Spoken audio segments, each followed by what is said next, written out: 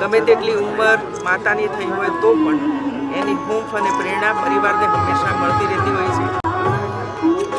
જન્મથી લઈને વ્યક્તિ જેમ જેમ મોટી થતી જાય છે એમ એમાં સંસ્કાર પૂરવાનું કામ પણ માતા કરતી હોય છે. માતા ગરીબ હોય કે તવંગર હોય, અભણ હોય કે ભણેલી હોય, પણ આખરે તો એ માતા જ છે. અને માતા તરીકેની એની જે જવાબદારી છે, જવાબદારી હંમેશા એ નિભાવતા હોય છે.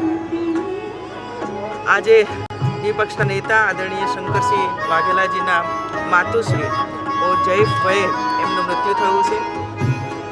અને એટલા માટે એમના આત્માને પરમ કૃપાળુ પરમાત્મા શાંતિ અર્પે એ પ્રાર્થના હું કરું છું. અને આજે હું બાપુને મળવા માટે આવી હતી અને માતાને દાદીને શ્રદ્ધાંજલિ આપવા માટે આવી હતી.